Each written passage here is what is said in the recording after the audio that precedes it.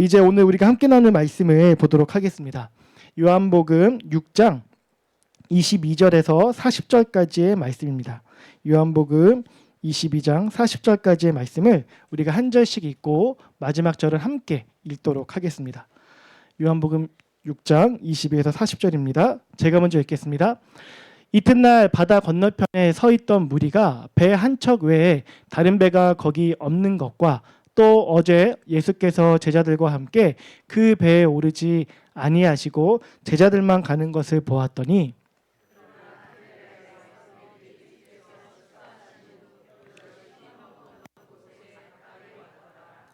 무리가 거기에 예수도 안 계시고 제자들도 없음을 보고 곧 배들을 타고 예수를 찾으러 가버나움으로 가서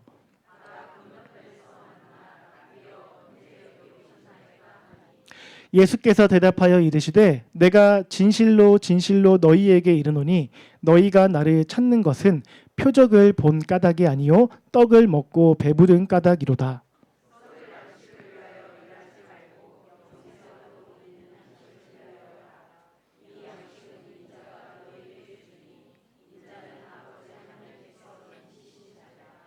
그들이 묻되 우리가 어떻게 하여야 하나님의 일을 하오리이까?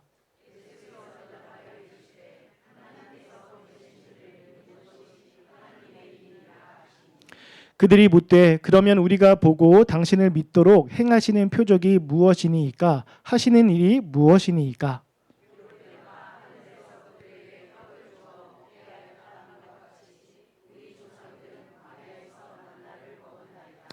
예수께서 이르시되 내가 진실로 진실로 너희에게 이르노니 모세가 너희에게 하늘로부터 떡을 준 것이 아니라 내 아버지께서 너희에게 하늘로부터 참 떡을 주시나니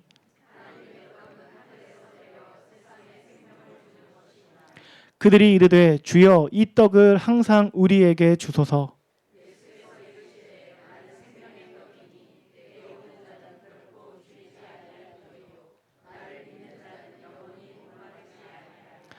그러나 내가 너희에게 이르기를 너희는 나를 보고도 믿지 아니하는도다 하였느니라.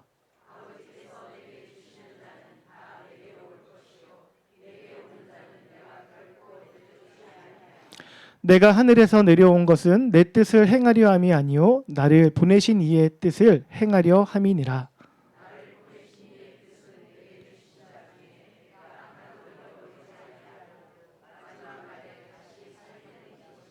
함께 읽겠습니다. 내 아버지의 뜻은 아들을 보고 믿는 자마다 영생을 얻는 이것이니 마지막 날에 내가 이를 다시 살리리라 하시니라. 아멘. 이 땅에 오신 예수님의 삶과 사역 그리고 메시지를 예수님이 전하신 메시지를 기록한 성경들을 가리켜서 우리는 사복음서라고 부릅니다. 이 사복음서는 모두 예수님을 그 중심에 두고 있지만 그 시작들을 우리가 조금 더 자세히 살펴보면요. 비슷하게 시작하는 것이 단 하나도 없습니다. 심지어 공감 복음으로 묶이는 마태복음, 마가복음, 누가복음도 시작을 여는 방식과 강조점이 다 제각각입니다. 먼저 마태복음을 살펴보게 되면요. 마태복음 1장 1절은 어떻게 시작합니까? 아브라함과 다윗의 자손 예수 그리스도의 계보라. 이렇게 족보로 시작을 하고 있습니다.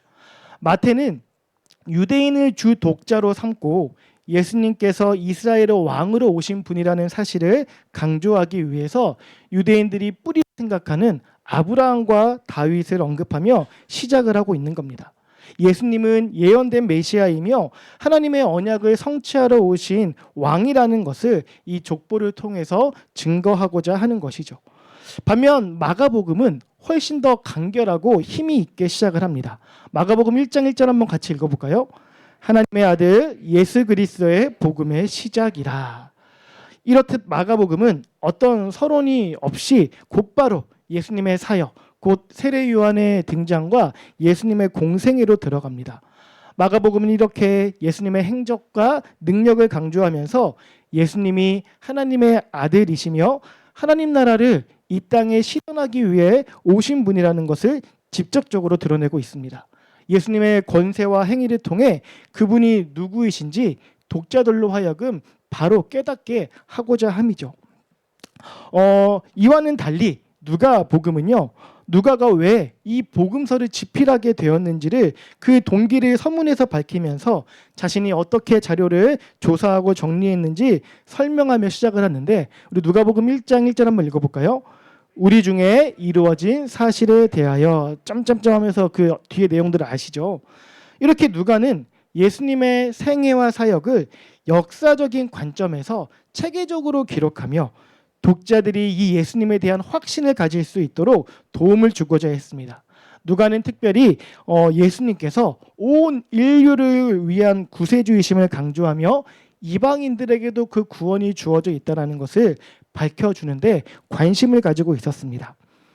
그렇다고 하면 오늘 우리가 살펴보게 되는 성경인 요한복음은 어떻게 시작을 하는지 우리 요한복음 1장 1절에서 3절까지를 한번 같이 읽어보도록 하겠습니다. 읽겠습니다.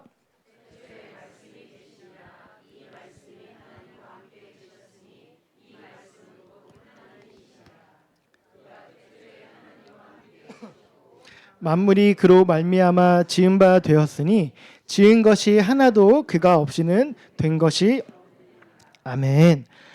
방금 읽어드린, 우리가 방금 함께 읽은 이 말씀에서 느껴지듯이 요한복음은 사복음서 가운데 가장 장엄한 서두를 가지고 있습니다. 시간적으로 우리가 생각해 보면 마태복음은 아브라함으로부터 시작하고 있고요, 누가복음은 예수님의 탄생 전후의 상황들로 시작을 하는데, 요한복음은 어떻게 시작하고 있습니까? 시간의 시작인 태초로 거슬러 올라갑니다. 이는 창세기 1장 1절 태초에 하나님이 천지를 창조하시니라, 이 말씀을 떠올리게 하면서 예수님이란 존재가 어떤 역사의 한 시점에 등장한 인물이 아니라 만물이 있기 전부터 존재한 영원한 하나님이심을 드러내고 있습니다. 그래서인지 요한복음은 예수님의 탄생 기사를 다루고 있지 않습니다. 예수님을 태초부터 존재하신 분으로 선포하기 때문에 굳이 예수님의 탄생 기사를 따로 다룰 필요성을 전혀 느끼지 못했겠다 싶습니다. 그리고 예수님을 소개하는 것으로 보자면 마가복음은 예수님을 어떻게 소개하고 있습니까? 하나님의 아들로 소개합니다. 그런데 요한복음은 더 나아가서 예수님이 곧 하나님이시라 말씀을 하고 있어요. 이 우리가 읽었던 요한복음 1장 1절은요, 예수님의 신성을 분명하게 드러내는 가장 대표적인 구절입니다. 누가복음은 역사 속에서 관찰되는 예수님에 대해서 이야기하지만 이 요한복음은 예수님이란 분이 관찰의 대상을 넘어서 이 세상에 존재하는 모든 것들의 원인이 되는 분이다, 이렇게 이야기를 합니다. 만물이 그로 말미암아 지은 바 되었고요, 지은 것이 하나도 그가 없이는 된 것이 없다라고 말합니다. 즉 예수님은 우리의 관찰의 대상이 아니라 우리의 관찰을 가능하게 하시는 분이라는 겁니다. 이렇게 요한은 예수님이 단순한 피조물이 아니라 창조주이시며 시간과 공간 그리고 모든 존재들의 근원이 되시는 분으로 선포하면서 자신의 복음서를 시작을 하고 있습니다. 요한복음이 이렇게 장엄하게 복음서를 시작하는 이유는요, 아주 분명합니다. 이 복음서가 쓰여진 목적을 달성하기 위해서인데요, 요한복음 20장 31절을 우리가 한번 같이 읽어보도록 하겠습니다. 오직 이것을 기록함은 너희로 예수께서 하나님의 아들 그리스도이심을 믿게 하려 함이요 또 너희로 믿고 그 이름을 힘입어 생명을 얻게 하려 함이니라. 아멘. 요한은 예수님이 곧 하나님이심을 믿게 하기 위해, 그리고 그 믿음을 통하여서 사람들이 참된 생명이자 영원한 생명을 얻게 하고자 이 복음서를 기록하였습니다. 그래서 요한은 예수님이 행하신 이적과 기적들을 가리켜 표적이라고 부르면서 그것이 단순한 기적이 아니라 예수님의 정체성과 그분이 주시는 생명의 본질을 보여주는 표식으로 강조합니다. 그래서 요한복음에는 7가지의 표적과 또 7번의 나는 무엇이다라는 예수님의 자기 선언이 나타나고 있습니다. 이것으로 예수님은 자신의 신성과 자신의 어떤 본질을 이야기해 주시는 거예요. 7번의 자기 선언이 무엇인지 말씀을 드리면요, 먼저 나는 생명의 떡이다를 시작으로 나는 세상의 빛이다, 나는 양의 문이다, 나는 선한 목자다, 나는 부활이요 생명이다, 나는 길이요 진리요 생명이다, 나는 참 포도나무다. 이렇게 7가지입니다. 이것은 구약에 나타나 있는 하나님의 자기 계시, 그게 어떤 건지 혹시 알고 계실까요? I am who I am. 나는 스스로 있는 자다. 이렇게 하나님께서 말씀하신 것과 연결이 되면서 예수님이 곧 여호와 하나님이심을 드러내는 중요한 선언으로 우리가 이해할 수 있습니다. 특별히 오늘 함께 나누게 될 이 요한복음 6장에서 예수님은 자신을 가리켜서 생명의 떡이라고 말씀을 하여 주십니다. 예수님의 이 선언은 단순히 육체적인 배고픔을 채우는 것을 넘어서 인간이라는 존재가 가지는 근원적인 허기를 만족시키는 유일한 분이 누구이신지를 우리에게 알려주고 있는 말씀입니다. 많은 사람들이 이 세상에 존재하는 것들로 인생의 배고픔들을 해결하려고 합니다. 돈이나 성공이나 명예 같은 것들을 추구하면서 내 안에 있는, 각자 안에 있는 결핍을 채우려고 하는 거죠. 실제로 그러한 것들이 우리의 결핍이나 배고픔들을 얼마간은 해결해 주기도 합니다만, 시간이 조금 지나고 나면 어떻게 됩니까? 우리는 다시 허기를 느끼게 되고 이전보다 더 많은 것들을 우리는 갈급하게 됩니다. 인생의 배고픔과 결핍, 허기가 다시 사라지지 않고 찾아온다라는 겁니다. 결국 세상에 있는 것들로는 우리의 결핍, 우리의 목마름을 잠시 해결할 뿐 근원적인 목마름을 해결할 수가 없는 것입니다. 예수님은 바로 그런 어려움을 겪고 있는 우리 인생들에게 이렇게 말씀해 주십니다. 요한복음 6장 35절을 우리가 한번 같이 읽어보도록 하겠습니다. 예수께서 이르시되 나는 생명의 떡이니 내게 오는 자는 결코 줄이지 아니할 터이요 나를 믿는 자는 영원히 목마르지 아니하리라. 아멘. 예수님께서는 이 말씀을 우리에게 주시며 우리를 당신에게로 초대하고 계십니다. 예수님께서는 인류 역사에 잠시 등장한 위대한 스승 가운데 하나 정도가 아니라 우리를 창조하신 하나님으로서 우리에게 참된 생명과 영원한 배부름을 주시는 생명의 떡이십니다. 오늘 본문을 통해서 예수님이 어떤 분이신지 우리가 다시 한번 깊이 바라보며 그분이 주시는 생명으로 우리 인생의 허기를 채워가기를, 그래서 영원히 배부른 인생으로 살아가기를 간절히 소망하는 시간이 되기를 소망합니다. 우리 한번 본문을 살펴보도록 할 텐데요. 먼저 6장이 시작하고 있는 1절과 2절을 제가 한번 읽어드리겠습니다. 그 후에 예수께서 디베랴의 갈릴리 바다 건너편으로 가시되 큰 무리가 따르니 이는 병자들에게 행하시는 표적을 보았음이러라. 아멘. 요한복음 6장은요. 갈릴리 호수 건너편에서 큰 무리들과 함께 계신 예수님을 보여주는 것으로 시작합니다. 여기서 왜 많은 무리들이 예수님 주변에 있는지도 같이 언급이 되는데요. 그것은 무리들이 예수님께서 병자들에게 행하신 표적을 보았기 때문이다라고 말씀을 하고 있습니다. 특별히 2절을 한번 보시면요. 여기에는 동사가 3가지가 나옵니다. 여기 빨간색 표시가 되어 있죠. 따르니, 행하시는, 보았음이러라. 이렇게 3가지 동사가 나오는데 이 동사들의 시제가 다 미완료입니다. 이 미완료 시제는 과거에 일어났던 한 사건이 종결되지 않고 지속적으로 반복되고 있는 상황을 표현할 때 이 미완료 시제를 사용합니다. 따라서 예수님은 갈릴리에서 표적을 지속적으로 행해 오셨고 이 큰 무리들은요 그 표적을 지속적으로 보아왔고 그래서 예수님을 계속해서 여기까지 따라왔다라는 겁니다. 또 3절을 보게 되면요 예수님께서 산에 오르사 제자들과 함께 앉으셨다라고 말씀을 하는데 이것은 마태복음 5장에 산상수훈이 나오죠. 그 산상수훈이 시작되는 그 말씀을 연상케 해주고 있습니다. 이 당시에는 이렇게 스승과 제자가 함께 앉는다 이런 것들을 이야기할 때면 사람들은 이런 기대감을 가지고 있었대요. 아, 스승이 이제 제자들에게 무언가 대단한 가르침을 전해주려고 하는구나. 그런 기대감을 가지게 되었다는 거죠. 따라서 모여든 큰 무리들도 이 예수님이 앉으시는 것을 보면서 이제 뭔가가 일어나겠구나라는 그런 기대감을 가졌을 겁니다. 최소한 가슴을 뛰게 하는 가르침이 주어진다라거나 조금 더 솔직한 심정으로는 어떤 이전처럼 뭔가 특별한 기적이 일어난다거나 거기서 조금 더 솔직하게 더 원하는 것이 있다면 병자가 아닌 나에게도 뭔가 유익이 될 만한 그런 기적들, 표적들이 나타나면 훨씬 더 좋겠다. 그런 기대감들을 가지고 예수님 주변에 모였을 겁니다. 이런 무리들의 마음을요, 우리 예수님도 당연히 알고 계셨을 것입니다. 물론 그래서 그들의 기대에 부응하시고자 그런 일을 행하신 건 아니겠지만 결과적으로는 그들의 기대에 부응하는 표적을 보여주시게 되는데 그것이 바로 오병이어 사건이었습니다. 우리 본문 9절에서 13절의 말씀을 한번 같이 읽어보도록 하겠습니다.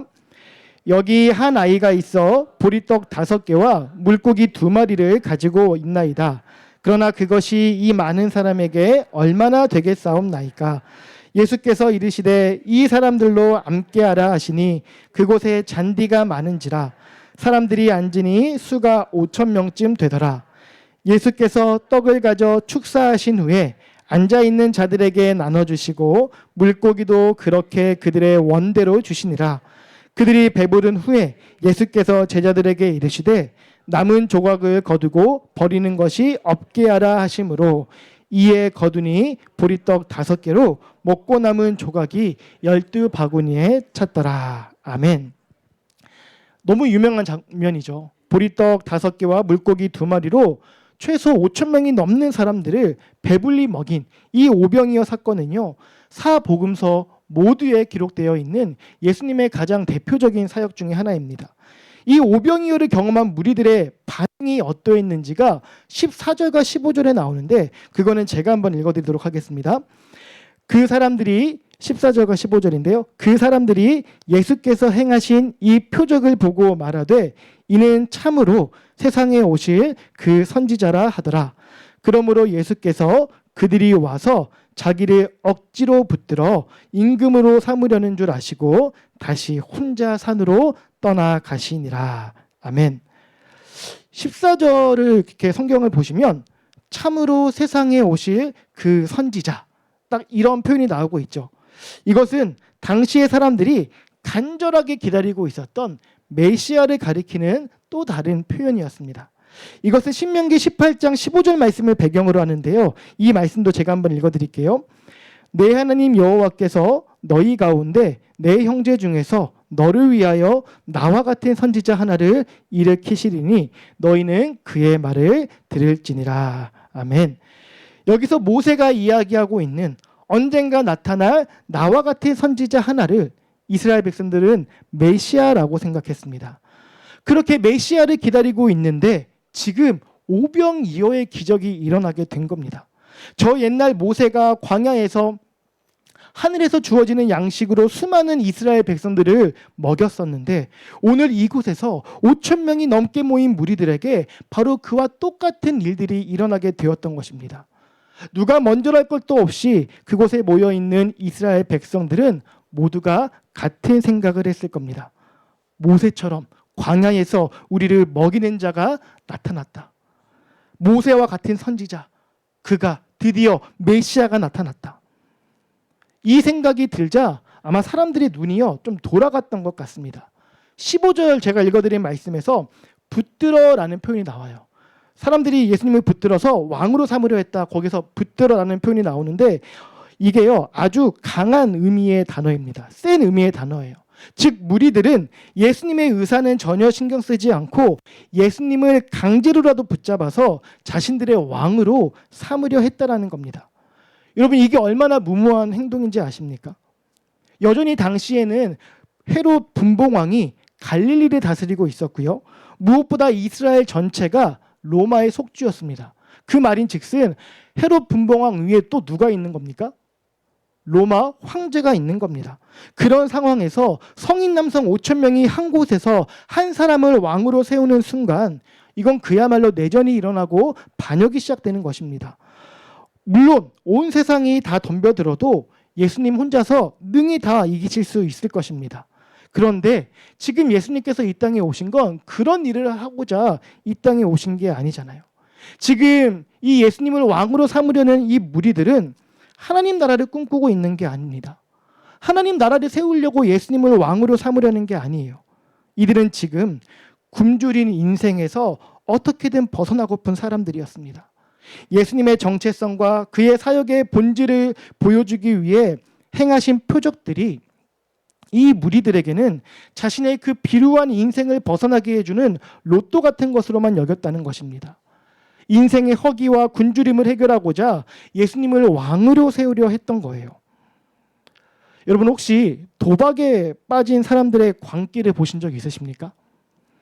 저 주변에는 그런 분이 없어서 실제로 본 적은 없는데 예전에 이렇게 TV 다큐멘터리 같은 거 보면 강원랜드 그 근처에 막 있는 사람들을 이렇게 몇 번 본 적이 있어요. 그런 분들을 보면요, 이성적인 판단이요 거의 불가능한 상태입니다. 져서 또다시 돈을 잃을 가능성이 훨씬 더 높음에도 불구하고 작은 노잣돈만 생기면 그 돈을 가지고 그 도박판에 불나방처럼 덤벼드는 모습을 보여주는데, 여러분 지금 이 예수님은요 가능성 정도만 보여준 것이 아니라 확실한 복권처럼 여겼을 겁니다.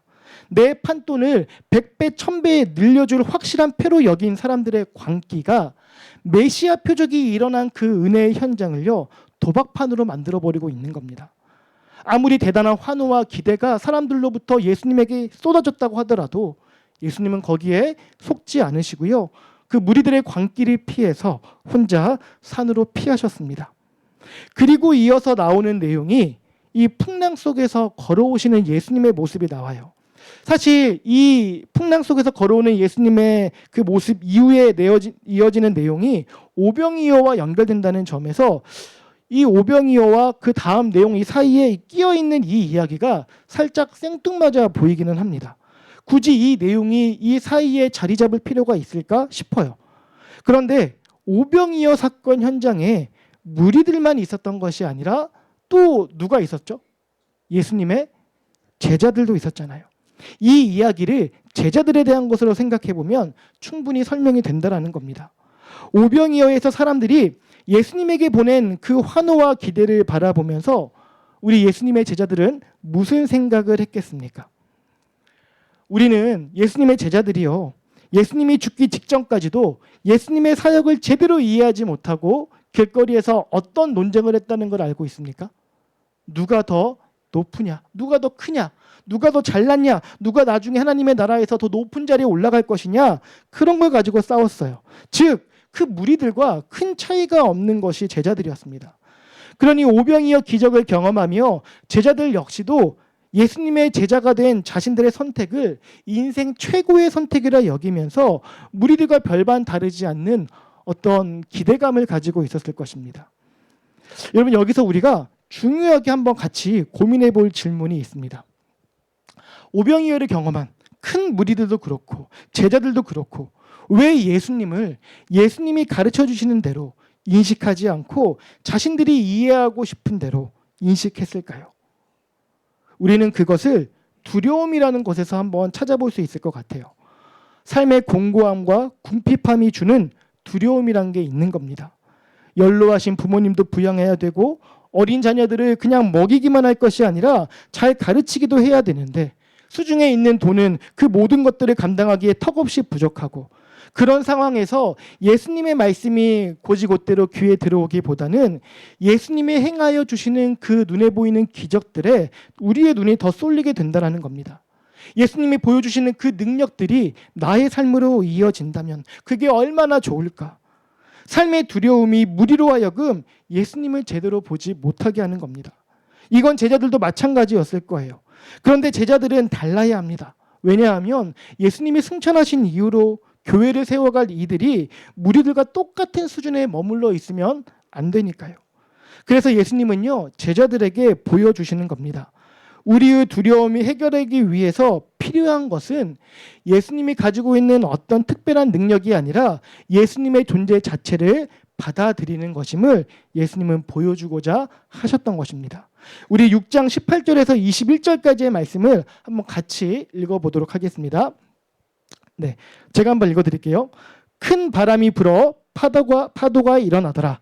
제자들이 노를 저어 10여리쯤 가다가 예수께서 바다 위로 걸어 배 가까이 오심을 보고 두려워하거늘 이르시되 내니 두려워하지 말라 하신대. 이에 기뻐서 배로 영접하니 배는 곧 그들이 가려던 땅에 이르렀더라. 아멘.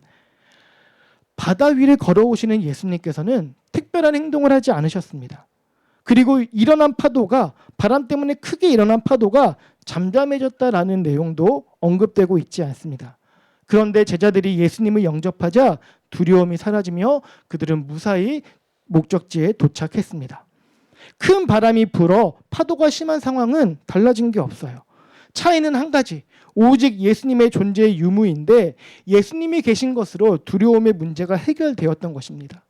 이것을 통해서 예수님께서 제자들에게 주고자 하신 메시지가 무엇이었겠습니까? 상황을 바꾼다고 해서 두려움이 사라지는 게 아니라는 거예요. 바람이 사라지고 돈이 생겨나고 지위가 높은 데 올라가고 건강이 회복되고 그렇게 상황이 바뀐다고 해서 우리를 겁먹게 하는 두려움이 우리 삶에서 사라지느냐? 그렇지 않다라는 겁니다. 세상은 다양한 형태의 두려움으로 우리를 수시로 찾아오니까요. 그런데 그 모든 것들로부터 자유로워지는 방법이 있는데 그것은 바로 그 모든 것들의 원인이 되실 뿐 아니라 통치하시는 이 예수님을 영접하고 연합하며 함께 하는 것입니다. 예수님과 함께 있으면 집채만한 파도가 몰려와도 문제가 없는 거예요. 예수님이 그 바람을 잠잠케 하시지 않아도 우리는 괜찮은 겁니다. 오병이어의 기적을 보고 무리들과 똑같이 헛바람이 들어있는 제자들을 깨우시기 위해 예수님께서는 이 기적을, 이 놀라운 모습을 보여주셨던 것입니다. 그리고 나서 다시 오병이어에 이어서 무리들이 예수님을 만나는 장면이 나오고 있습니다. 이때 예수님이 하시는 말씀 26절과 27절을 우리가 한번 같이 읽어보도록 하겠습니다. 예수께서 대답하여 이르시되 내가 진실로 진실로 너희에게 이르노니 너희가 나를 찾는 것은 표적을 본 까닭이 아니요 떡을 먹고 배부른 까닭이로다. 썩을 양식을 위하여 일하지 말고 영생하도록 있는 양식을 위하여 하라. 이 양식은 인자가 너희에게 주리니 인자는 아버지 하나님께서 인치신 자니라. 아멘. 다시 만난 무리들에게 예수님은 왜 자신이 그 엄청난 기대와 환호를 뒤로하고 산으로 떠나셔야 했는지 그 이유를 말씀해주고 있습니다. 그 이유가 무엇입니까? 지금 무리들이 예수님을 찾고 예수님을 왕으로 삼으려 하는 이유가 무엇 때문이라고 하는 거죠? 표적을 본 까닭이 아니라 떡을 먹고 배불렀기 때문이라 전곡을 찌르고 있는 겁니다.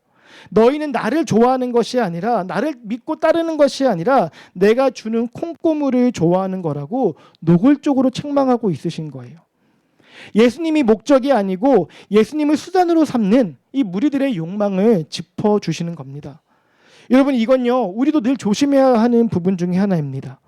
예수님도 우리를 수단으로 여기지 않으시는데 감히 우리가 예수님을 수단으로 여기는 삶은요 이 예수님의 책망을 피할 길이 없는 것입니다. 예수님은 우리에게 말씀하십니다. 썩을 양식을 위하여 일하지 말고 영생하도록 있는 양식을 위하여 하라고요. 이게 무슨 의미일까요? 지금 눈앞에 있는 어떤 어려운 문제를 해결해 보겠다고 한 번의 두려움을 넘어보겠다고 예수님을 이용하지 말라는 것입니다. 예수님은 하나님의 아들이시면서 동시에 하나님이십니다. 그런데 그 예수님을 고작 한 끼 배부를 요량으로 쫓아다니고 있는 무리들이었던 것입니다. 그런다고 거기에 넘어갈 예수님도 아니시지만 그렇게 함으로써 당신들 앞에 다가온 영원한 생명, 구원을 지나치지 말라는 것입니다. 그렇게 고대하며 기다린 메시아가 눈앞에 나타났습니다. 메시아라면 내 말을 들어야 하는 존재가 아니잖아요. 오히려 우리가 메시아의 말을 들어야 하는 그런 존재인 것인데 온통 메시아를 이용해 먹을 생각만 하고 있으니 이 상황은 잘못되어도 단단히 잘못된 것이죠. 따라서 사랑하는 성도 여러분, 오늘 우리가 본문에 나오는 이 무리들의 일부가 되지 않으려면 우리는 영생하도록 있는 양식을 위하여 일하는 자로 살아가야 됩니다. 29절은 이것이 무엇인지 우리에게 말씀하여 주는데요. 우리 29절을 한번 같이 읽어보도록 하겠습니다. 하나님께서 보내신 이를 믿는 것이 하나님의 일이니라 하시니. 아멘. 영생하도록 있는 양식을 위하여 일한다는 것은 하나님께서 보내신 일을 믿는 것이다 말씀하고 있습니다. 이것은 단순히 예수님의 뒤를 졸졸졸졸 따라다니는 것을 의미하지 않습니다. 예수님이 계신 공간에 그냥 그 자리에 함께 있는 것을 의미하지 않아요. 오늘날의 모습으로 표현한다면 그저 교회에 출석하는 것을 의미하는 게 아니라는 것입니다. 예수님의 시대와 달리 오늘날에는 교회에 다닌다라는 것이 누군가로부터 공격을 당하거나 비난받는 일이지 않습니다. 오히려 때로는 내 삶에 유익이 되는 경우들도 제법 많이 있습니다. 꼭 이성 간의 교제가 아니더라도 좋은 지체들을 만나서 교제함으로 얻는 그런 어떤 기쁨들도 있습니다. 때로는 내가 하는 일들에 도움을 주고 받기도 하기도 하고요. 또 가끔씩은 말씀을 통해서 말씀대로 조금 이렇게 저렇게 해보니 이전과 달라진 내 모습을 보면서 만족감을 느낄 때도 있습니다. 그렇게 삶에 직접적이거나 간접적인 유익들로 인해서 교회에 출석하는 경우들이요 적지 않다라는 겁니다. 이런 경우에도 교회 생활을 열심히 할 수 있어요. 이런 생활 가운데 예수님이 담겨 있지 않아도 이 모든 일들이 가능한 시대 가운데 우리가 놓여져 있다는 겁니다. 그런데 예수님은 말씀하고 계신 겁니다. 아무리 예수님이 계신 곳을 쫓아다니고 예수님이 계신 곳에 함께 있는다 하더라도 썩을 양식을 위하여 일하는, 그래서 늘 배고픔과 허기에 굶주린 인생이 될 수 있다라는 것입니다. 영원히 배부를 수 있는 삶을 눈앞에 두고도 그것을 누리지 못하는 어리석은 인생이 될 수 있다는 거예요. 여러분, 이 성경에서 예수님께서 누군가를 향해 비난하고 책망하시는 것은요, 그들을 미워서가 아니에요. 불쌍하고 안타까워서입니다. 이렇게 살아가는 것이 참되며 영원한 생명을 소유할 수 있는 것인데, 그래서 영원히 목마르지 않을 수 있는 방법을 한결같이 말씀하여 주셨음에도 사람들은 그 메시지에는 반응하지 않으면서 오로지 예수님이 행하시는 그 놀라운 행위들에만 반응하고 있다라는 것입니다. 여러분, 사실 저도 가끔은 이 예수님의 메시지보다 예수님의 능력들이 더 눈에 들어올 때가 있어요. 더 붙잡고 싶을 때가 저라고 왜 없겠습니까? 누군가 아프다거나 힘들다거나 속상해한다거나 억울해하다거나 그게 아니라도 당장 제 삶에 어려움이 닥치면 저 역시도 그렇게 말씀을 열심히 보면서도 표적에 담긴 의미를 찾아내려 애쓰기보다는 그냥 표적 그 자체에 눈을 고정하고 주님, 저에게도 제 삶에도 이런 기적이 좀 일어나게 해주세요. 그렇게 멈춰버릴 때가 적지 않다라는 겁니다. 참 많아요. 심지어 어느 때는 하나님, 이제 저 이 의미 뭔지 충분히 알았으니까 이제는 좀 그거를 좀 보여줄 때도 되지 않으셨습니까? 왜 가만히 계십니까? 이렇게 서운함을 토로할 때도 있습니다. 그런데 그 힘든 시기를 좀 지나고 나서 가만히 되돌아보면요, 그때 제가 믿음으로 주님을 찾았던 것이 아니라 두려움 때문에 주님을 찾았던 거더라고요. 말씀에 담겨있는, 표적에 담겨있는 의미를 아는 척만 했지 그 의미를 입에 담기만 했지 제 마음에는 주님을 하나도 담지 않고 마음에는 온통 지금 내가 바라고 소망하는 것들만 가득 채워서 주님을 찾았더라고요. 예수님을 하나님으로 믿지도 않으면서 왕으로 삼으려 했던 본문 속 무리 중에 하나가 저의 모습이었던 겁니다. 이게 오로지 저에게만 있는 모습은 아니죠. 단 한순간도 제자로서의 본분을 망각하지 않고 무리와 구별되어 살아가는 성도가 이 세상에 어디에 있겠습니까? 그렇지만 이제는 우리가 그 무리된 삶으로부터 이탈하려고 노력을 해야 됩니다. 예수님을 수단으로 여기거나 잠시 배고픔과 갈증을 해결하는 도구로 여기지 않고 그가 우리에게 전해주신 메시지, 그 메시지에 전적으로 헌신하고 반응함으로 영원한 배부름에 거할 수 있는 이 제자된 삶으로 우리가 나아가야 한다는 것입니다. 제가 부족해서 그런지는 모르겠지만 저는 이 땅에서 우리가 감당하는 믿음의 삶이라는 것이 51대 49의 싸움 같습니다. 마음은 제자의 최대한 가깝게, 그래서 제자로서 90 못해도 70, 80으로 살아가면 너무나도 좋겠지만 결국에는 51만 되더라도 한 끗 차이로 제자에 가까운 삶이라도 그래도 우리 주님이 괜찮다 해주시지 않을까, 그런 생각을 하게 돼요. 왜냐하면요, 성경이 우리에게 보여주는 게 있어요. 요한복음 6장 66절의 말씀을 제가 한번 읽어드릴게요. 그때부터 그의 제자 중에서 많은 사람이 떠나가고 다시 그와 함께 다니지 아니하더라. 예수님의 제자로서 예수님의 메시지를 들었음에도 예수님을 떠나간 사람들이 많았습니까? 적었습니까? 많았다고 합니다. 예수님의 메시지에 반응하며 끝까지 그 제자의 자리를 지킨 사람은 적은데 한때는 제자였어도 끝내는 예수님께 등 돌린 사람들은요 많았다라고 말씀하고 있어요.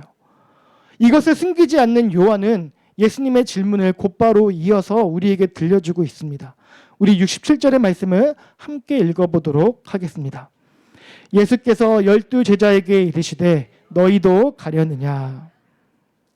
12 제자에게 질문하신 예수님은요 오늘 우리에게도 똑같이 질문하십니다. 너희도 가려느냐. 복음은 계속해서 여러분들의 욕망과 우리들의 욕망과 다른 방향의 이야기를 들려줄 겁니다. 그래도 10번은 예수님 말씀 들었으면 11번째는 그래도 내 이야기도 좀 들어주시겠지. 아니요. 그러지 않을 수도 있더라고요.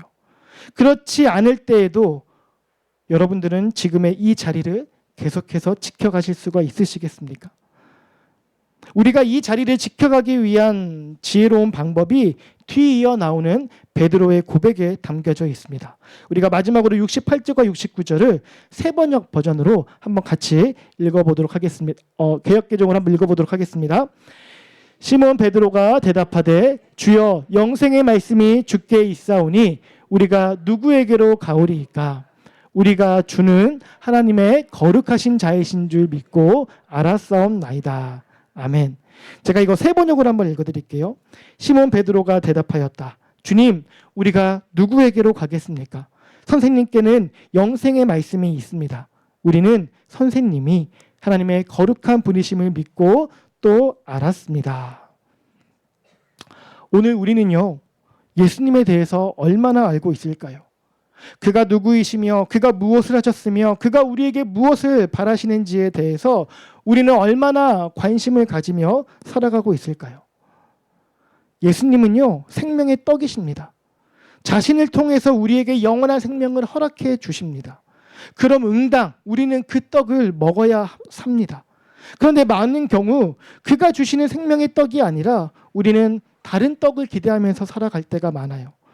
이것은 우리가 예수님이 누구이신지를 아는 것 같으나 사실은 하나도 모른다는 것을 증거해주는 모습입니다. 사랑하는 성도 여러분, 예수님 외에는 다른 길이 없습니다. 그가 우리에게 가르쳐 주신 말씀의 길 외에는 인생의 두려움과 갈증을 해결할 방법이 도저히 없다라는 것입니다. 따라서 우리가 해야 할 일은 이것입니다. 예수님을 붙잡아 억지로 나의 왕으로 삼는 것이 아니라 저와 우리 성도분들이요, 우리가요 예수님의 백성이 되는 것입니다. 삶의 중심을 나에게 두지 말고 예수님께 두어야 합니다. 어떤 생각을 하고 말을 하고 행동을 하고 결정을 할 때에 내가 이기고 내가 드러나고 내 체면이 서는 그런 선택이 아니라 예수님이 드러날 수 있는 선택을 해야 합니다. 광기로 예수님을 쫓는 자가 아니라 겸손함으로 예수님을 따르는 제자의 삶으로 우리가 결단하며 살아가야 한다는 겁니다.